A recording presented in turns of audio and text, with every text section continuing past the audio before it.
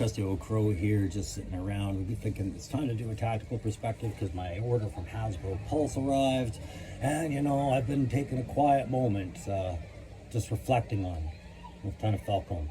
You know, now that he's dead, because you know he's dead to all of us now. That face sculpt has finally been dealt with, and I now have one of my own that everybody else has been praising it for its solution to that problem. Number 138 in the line. Night Force Falcon and Quarrel has arrived. So I'm going to do a tactical perspective toy review on this set. I'm going to give you my opinions, my tack grade, play grade, and my je ne sais quoi grade, which is the little nuances about it that I've learned to appreciate. And like you've learned with tactical perspective, this is my first time handling these figures, more or less. When I get a new one for G.I. Joe Classified, this is the way I review it. Other reviews have started, and guys, you saw it the other day. The Good, the Bad, the Ugly is where I review things I've had in my collection for a while but haven't necessarily done a review on. So I just want to explain the difference, right? And that's not restricted to classified. But today we're doing 138. We're doing Night Force Falcon Quarrel. And I'm not going to focus as much on how great the head improvement is. I might have a comment or two about it. But really, I already feel like my focus is probably going to be on defining what I saw with Quarrel. Because when I saw Quarrel for the first time, just from the pics online, I was like, oh, cool. Brigitte Nielsen stopped drinking. She looked like a haggard knockoff of Scarlet. And that's what I'm trying to prove right now. Is this just a Kathleen Kennedy approach to Scarlet? Because it's what it looks like to me. It looks like a re-envisioned strong female, but you know, I want to see the nuances that make her different from Scarlet. And I understand there's a comic lore, things like this, but I need this character to be her own thing, and we're going to see if she is, okay? So we're going to do that inside, because outside's very loud and noisy with the wind blowing and gates closing that never closed before. So we'll go inside, we'll pop that on the set, and then we'll remember to retire our deceased Falcon and put in our new Falcon. Or maybe I can just live with the cadaver of the Falcon I had on the shelf. We'll see how that goes. And don't forget, guys, if you like the tactical perspective or you like any of the other kind of reviews or conversion stuff or any of that stuff, feel free to like, share, subscribe. I ain't going to stop you. And I want to remind you guys that I'm actually going live tonight with Darren, Down South 77 and Aaron the Toy Enhancer. We are doing a backyard battlefield tonight at 9 Eastern over on 3-Star Draw, which is Down South 77's channel.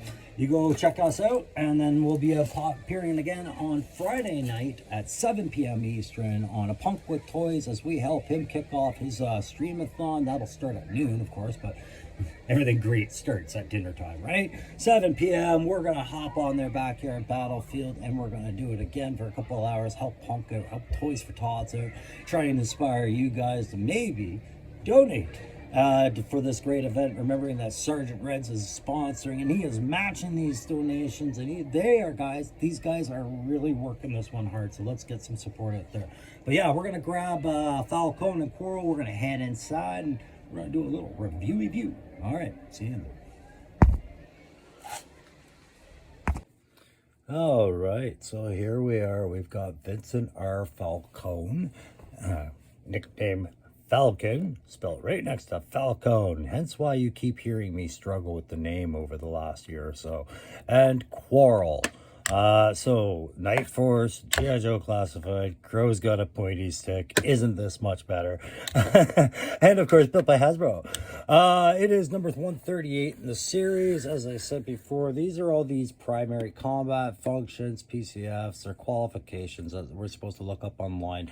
Now, I had heard something to the relevance of there being file cards online at Hasbro somewhere in their limbo lore chat group somewhere that they had made for some of these newer characters, but I have not seen them come to the forefront of the community as well known where they are.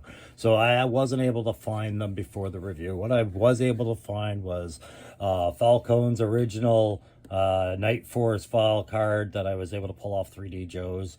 And then the name escapes me where I found it, but a 2012 Quarrel file card that I'll review with you guys in a bit. On the back, like I was saying, damaged by tape, but you can see that they are kind of fighting it out in this dark energon mine. So these guys are going up against our good old mole, our mole troopers, which we should probably have one or two of them on hand to bear witness to this whole review. So we'll keep a couple of them on standby just because they fit so well with it all. Anyways, that's what you're getting on the back. And of course, the three features that they want you to pay attention to are going to be the Night Force helmet right there, the new Griffin emblem that's going to be on the pauldrons, and then it appears that they want you to really notice the time is up on the counter on Quarrel's chest clock that they put on. Now, this is a reuse haven, apparently, of Scarlet for Quarrel. And like I said, what I'm trying to do is just find out more about her. And I'm going to find it out through here, but through reading the file card with you, I've already, learned a couple of things. And I did say earlier, what defines her aside from being another Scarlet. So I'm going to be looking at this. Falcon's identity has not been in question with me. My focus is just really, is this a better Falcon? And are these good Night Force figures? Let's not forget that, right? So, over here you got the Van Glorious box art. Will continue to appreciate the box art, even if on the box art, you can see the character is wearing the pauldrons, but to me, those pauldrons are strictly a steel core thing. I'm not putting them on there if I can take them off, I think. But that's it for the box, so let's go off camera, get them out of the box, and slap them down in front of you, see what we're looking at here. All right, so we'll go back from those dark energon mines and caverns and the possibility of bull troopers. And we'll get back into our Night Force line and the story they're trying to tell us with 138 in the series. Falcon and Quarrel. All right, so what you're getting with this set of the figures, you're getting about 22 pieces of kit, not including the beret and the scarf and the pauldrons, which would come on the characters when you take them out of the box. And that, 22 give or take. You got to remember the bow is an assembly piece, and the radio actually comes with the antenna attached this time, which is great. But that's a lot of kit to be playing with around here, and so I'm just going to walk you through the general reprints and reuse of some of the kit that you're seeing. So first off, we'll just cover off, Quarrel. The two steel core helmets, they are the reprints of the original first steel core trooper set helmets. As I see it, they are male and female in size, and they use the same pin system. You have to take the head off to put the helmet on. They are not part of the new steel core helmet design where the helmet slips over the head, and therefore you don't have to put any tension on your neck ball joints with those ones. So we haven't quite phased them out because they haven't come out with a better design or they fully want to get the most out of these designs, clearly. But I look forward to when those are phased out. For weapon sets, we're going to visit the Range Viper selection for a minute. We're going to take his grenade launcher. I believe that's what this is, like a smoke grenade launcher. We're going to take that thing out. Maybe it's just a really heavy shotgun. I'm not sure about these things. I'm pretty sure these are just smoke grenade launchers. No, pardon me, I know what these are. These are tear gas launchers and smoke launchers. Yeah, I'm pretty sure that's what this design is reflecting. And then, of course, you got your semi-automatic weapon, your saw type, with a forward grip. We've seen all this with Range Viper before. Look, that comes with your set, no problems there. We also get an extra M16 style that we'd seen with Mutt and a couple others. I think Grunt's got the same one, but definitely Scarlet's got it, and that's why it's there.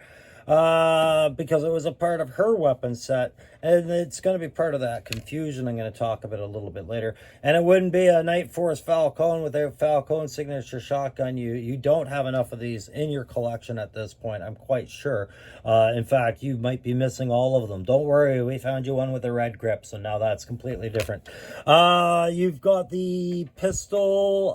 It's an auto pistol with extended mag. Not sure which set it was. I think I heard my friend Darren say that that this thing was probably from Helix, and maybe he's right, not sure, don't care, but you got it. You get 2 flashlights, and I'm going to be curious as I go through the figure inspection whether these flashlights actually go anywhere, because we've already run into sets where, like the Mad Marauders, there's flashlights there that don't actually have a bracket for them to sit in, so off they go. We'll put those off to the side. We got a nice, Browning 9mm type military pattern, blackened out, of course, because it's Knife Force, not because we didn't want to put paint on it at all, not even a single dash of red. That's in there, and that's, I think, Falcons.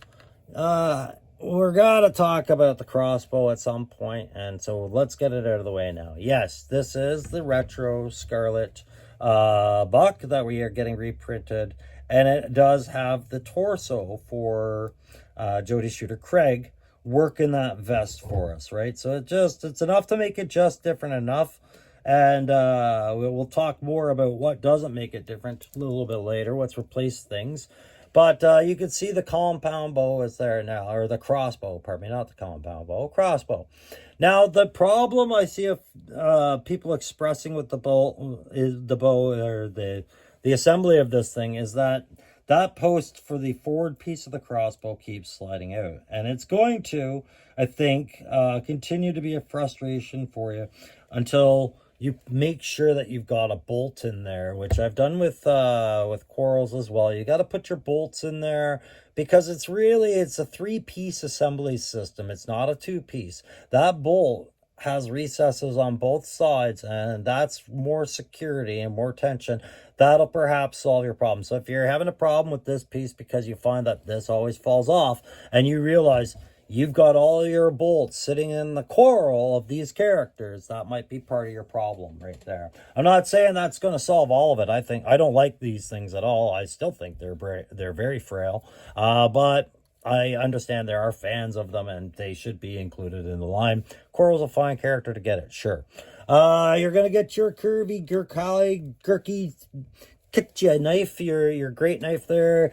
Like I said, it reminds me of the Gurkha knives there, so we'll just slide that into, or the Kukari there, we'll slide that thing right into her sheath. Now that's being replaced, that's there to replace what was traditionally, like I said, it's part of Jody Shooter Craig's kit, right?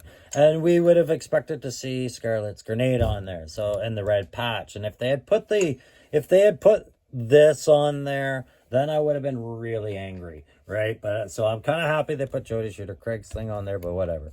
And we got one last black little knife. It's a boot knife. We'll find out who that goes to in a bit. So that's the kit. We got to talk about the figures. So let's go through these figures individually. Let's get into those file cards for each of them. Give them that tack grade, that play grade, that je ne sais quoi. Didn't mention the radio, but it's there as all Falcon's radio kit, and then a set of MVGs they threw in, guys. I forgot to mention that. 22 pieces of kit plus. I think it's more like 26 by the time you get done counting. All there. We're going to start doing the file card reviews on these guys, do the head to toe, do the je ne sais quoi, like I said, and then see where they really fit. And I'm really looking forward to finding out whether Quarrel is actually the knockoff I first thought she was, or if she's got enough going on to be her own unique character, because I know nothing about her. And certainly you see me having some balance issues with Falcon, which isn't normal for me. That's just me. Anyways, guys, you know what to do. Like, share, subscribe if you're into these kind of reviews, and let's get going. Oh, it looks like Quarrel's upset. Look at her. She's taking her pauldrons off. She knows, it's time for trouble, right? Yeah. So I said I was going to take those pauldrons off, and I am. I just wanted to take them off and show you exactly how simple it was, because they weren't fused to the shoulder joint or part of the second layer of the torso in any way. Nice red mag pouches on the very common reused pauldrons that we've seen in the past. I believe the steel core female. We got the NVGs. You can see the NVGs do not fit on that head. You have to do a balancing act, but I think they'd look cool if they found a set for women's heads. That'd be cool, because they did look good on her with that blonde hair. I removed the pauldrons because, as I noticed watching my good buddy 3-Star Draw point out, the better emblems are on the bottom. Yes. We'll just pull that off camera for a second. You can see she kicked the ass out of those guys. Saves them from falling down later, right? These pauldrons, this particular one, we got the steel core griffin, I believe we were saying that was. Yeah, there's the royal griffin in the royal yellow across the globe, which is just two-tone blue, but that's the planet, our planet, the one we're living on, not the one we're going to when we destroy this one. But whatever, it's a griffin. I was wondering what that was. I couldn't see it. Everybody was saying it's a griffin. I'm like, my god, that looks like a ink blot test for color blindness, and I have failed.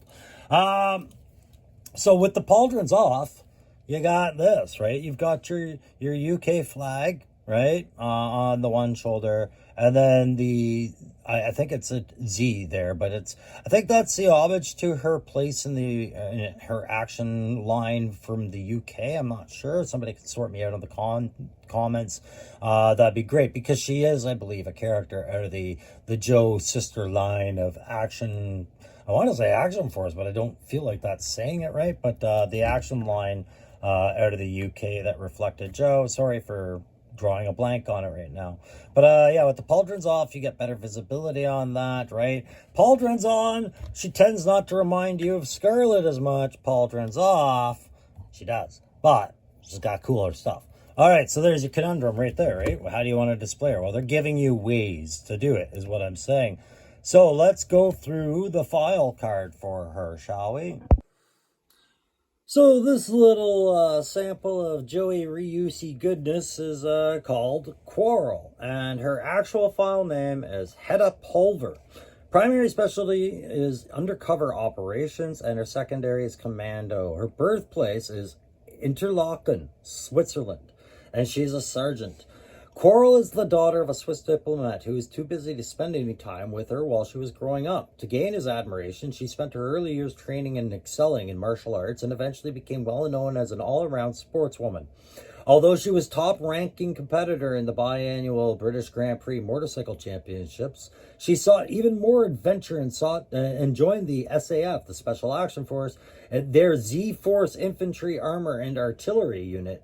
Gave her new challenges as well as unlimited access to high-speed vehicles. She graduated at the top of her class in undercover ops school and advanced in unarmed combat school. Although normally passive, she has the reflexes to explode into violent action at any moment. Her signature weapons include a modified crossbow, throwing stars, shurikens, and Chinese butterfly knives. Now, Quarrel is a daredevil on any motorcycle in the Z-Force mortar pool, and always finds a way to use that to her advantage. She has been assigned a mission to investigate the reports of an eerie glow emanating from a closed factory where unusual industrial manufacturing can be heard throughout the night. I'll drive anything that moves, but I'll outride anyone on the motorcycle. Okay, so I'm not quite sure what Z-Force is or where that is. I think maybe that I missed a Joe line somewhere where they're fighting zombies or some crap like that. Don't know, don't care, classified, got a figure for it. There you go, that's the file card. But so I guess they kind of want you to pair her off with the Ram, right? Like, I think if you think about it, she's got the motorcycle, and then they put that Ram out there for Shockwave, and she doesn't come with it, and she's all steel cored out the same way he was. So I wonder if that was a sign of a lack of confidence. Was it a sign of lack of confidence in the Ram, or a sign of the lack of confidence for Quarrel, for how that would sell? Or was the conflict different? Was that about a scheduling? Because we're talking about retro Scarlet's box. So what was the holdup that would have kept that on time? I don't know. I don't remember the discussion about it. I'm sure there was discussion about it that sorted it out, and it's a moot point. Yeah, look at me. Just kidding. No, that's the old one. Yeah, we'll put him off in the background here. Let's get our actual new Night Force Falcon up here. And we'll let the Falcon of Notre Dame sit back there. I always thought of him as William Dafoe in Clear Present Danger, kind of what he grew up to be. I thought that was kind of what they were going for. But guys, the other thing I'm going to say about this head feature stuff going on and addressing why this one is better, it's not like this was a huge change that they had to do, guys. Really, the features remain the same because he is a known character and he had the features there, right? I think what they've done is they just went back to the original file and cleaned everything up and changed the hair that they were using, but lightened everything down. You still have a cleft in the chin. You still have that lip definition and line, just a different lip shade. They've brought the toning way down to make it more passable. And they've lightened a lot of the eyes and the tones of the paints, and it's lost with the rigidity. They've just cleaned that up on the file, right? They've just brought it right down, I think. Here, that rigidity was really strong. Clean up the file, it comes softer, and you can work with this a little bit better. That's just the theory of what it is. And as far as why it took them so long, well, I mean, it really didn't. This figure, I think, what was he, number 63 or 64 in the line, would have come out about early 2023, if not late 2022. And we're just in the throes of the end of 2024. If you look at Hasbro predictions, production schedule, when they do these things, I mean, this was probably a problem they had worked on, and then they've got to work it into a release line because it's going to be a re-release of a Falcon. They had to work it into the schedule. So I think Hasbro made good on listening to customer complaint and doing it in a timely process. No matter what it looked like to us, the casual consumer, that's I think that was a quick enough response time. I am noticing a little bit of hair mispaint on mine. What a shame. We had to approach this angle and talk about your head. All right, so let's get into the file card, and then we'll do the head to toe. Hang on, we'll put his proper headdress on there so we don't have to worry about listening to or seeing that possible male pattern baldness forming up on you. Here, let's pop off that file card. Go! All right, Vincent Falco, you know he's infantry. He's got a secondary in medics. He is from Fayetteville, North Carolina. He's a first lieutenant. Lieutenant Falcone is a second-generation Green Beret. His father served with the SFGA, the Special Forces Group Airborne, from its beginning at Fort Bragg, Smoke Bomb Hill. Falcon was cross-trained in demolitions and served briefly with the 5th at the SFGA Blue Light Counterterrorism Unit as a Team XO. As an A-Team XO, not just any team, A-Team. Yeah. He is proficient in Spanish, French, Arabic, Swahili, and a qualified expert with most NATO and Warsaw Pact small arms.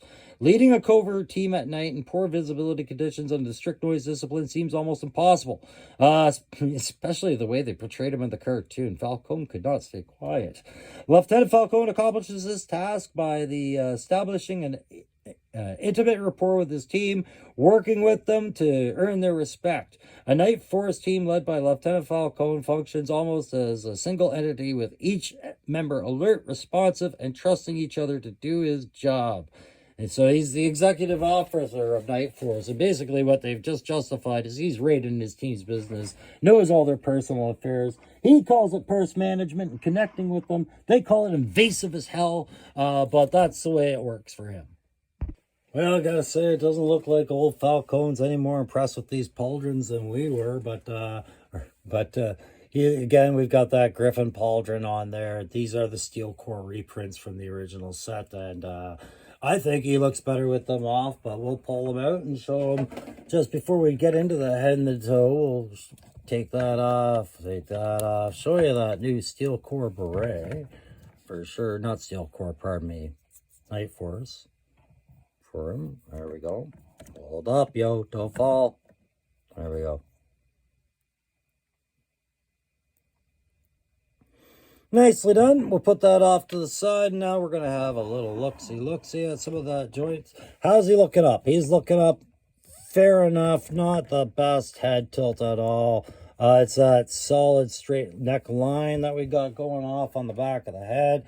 That really affects that, right? And you were hoping that the neck hinge would affect it to help it tilt back. It doesn't. We've got that bandana. That's not even in the way, right? But because of the new back. You can tilt them back so you can look straight up, and then you're gonna have balancing stuff, right? Like, you gotta balance them with them tilted up like that, and that's fine for some poses, but not what everybody wants for that kind of a neck tilt. So I've talked about the head. I've shown you about a little bit of fade on one of my things there. Something just fell. The chest rig. I do like that chest rig. He's got the extra shotgun shells on there. If you're gonna give me that dumb shotgun again, and by dumb, I just mean that I'm sick and tired of seeing it. It's so repetitive in the line. But if you're going to give me this thing again for our guy, give me some more shotgun shells. Give me some reloads. And they've done that with the Night Force variant of this character very well. So we'll move him back there. Let's have a look at some movement there. Yeah, no problem with the arm bend. In fact, the funniest thing was when I pulled him out, the first thing I did is I looked at him and he went, ah! Like, check out my chest. Beautiful chest rig and butterfly joints that work so well. And I'm like, yeah, but I'm going to put a backpack on you. He's like, oh, man. But no problems with the reuses that are going on here. I'm just not sure, exactly which torso, which what's on here. But I like this buck. I think this is a good buck for him to be using. Well, I know I've seen these legs 1,000 different ways, 1,000 different times. But with the arms, what I wanted to draw attention to is the paint app of the hair. That whole paint app of the hair. We've seen it before, I think, with Mutt. It's kind of funny. Now he's so clean shaven and so clean cut, but his arms are the hairiest things in the world. I would have just been saying, you know what? Leave the 5 o'clock shadow on this guy. He could use it. He's got those side leg pouches on there, and he's got the holster for him, for his pistol. And that's one thing I was going to bring up about Quarrel and didn't. Well, you'll notice with Quarrel, we'll just let him hold a pistol first as we bring her back.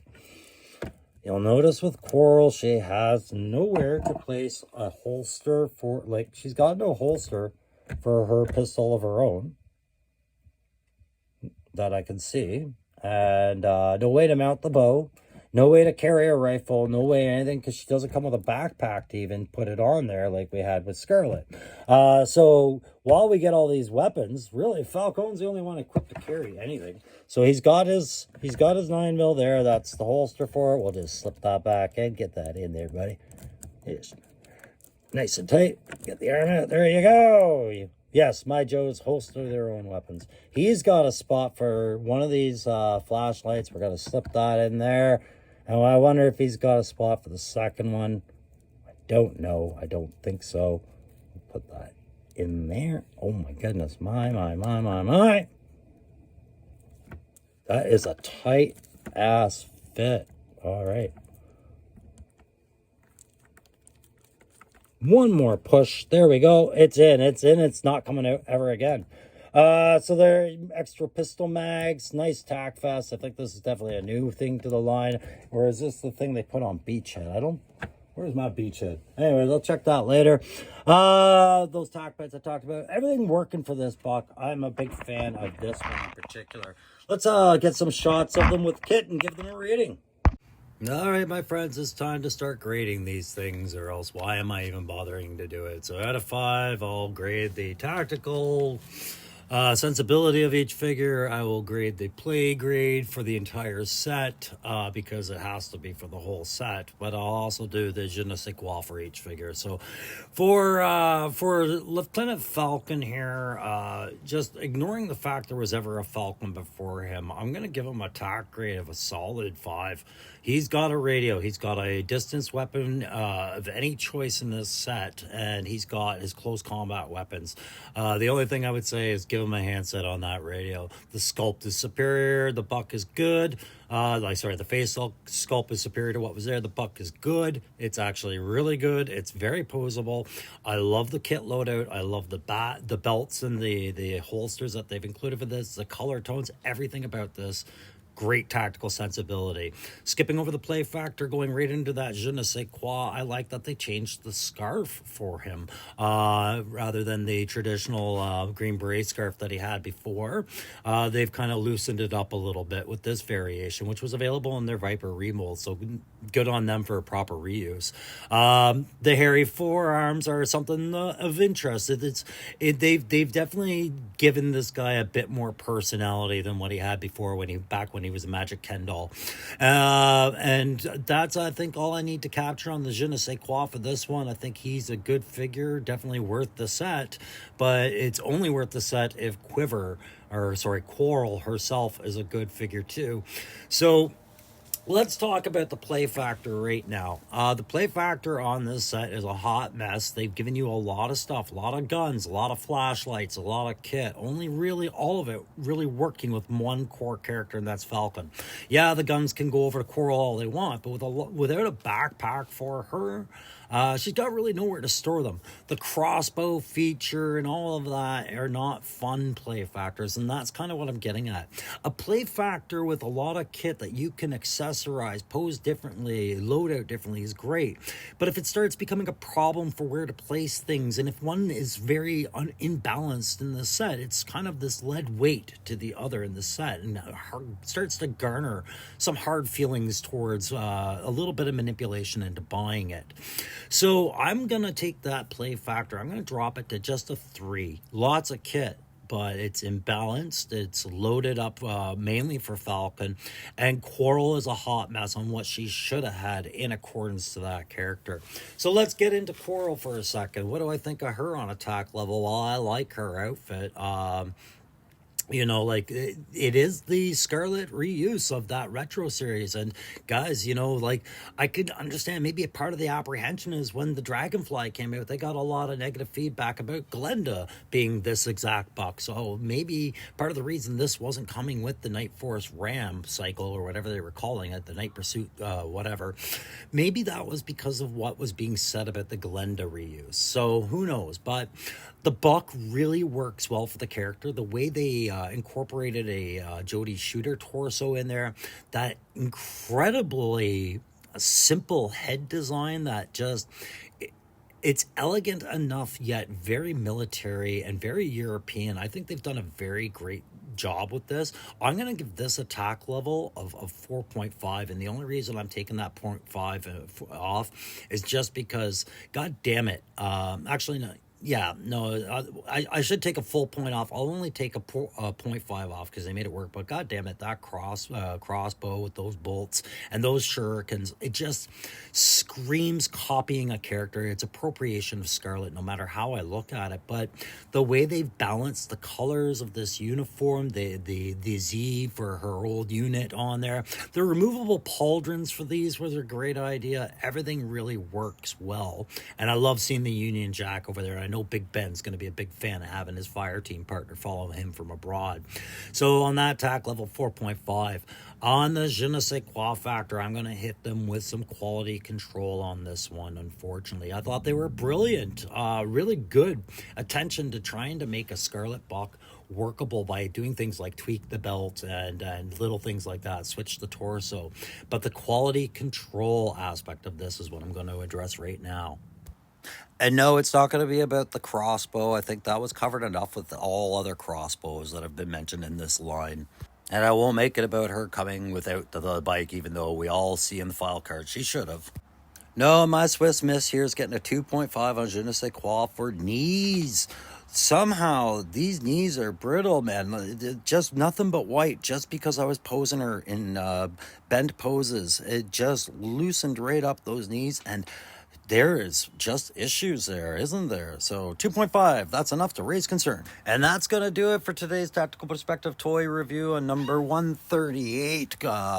Night Force Falcon and Quarrel. Yeah, it's a great tack set. It's a hot mess, but lots of stuff in there in the play factor, and a little bit of imbalance on who's got the better end of the stick between the two. Maybe Quarrel is better off on the bike, but both great characters. I do recommend this set if you're a Night Force fan. I'm going to play us out with just some extra images I shot today, some music, and thank you all for coming by, and I hope to see you all in the next Tactical Perspective. Bye.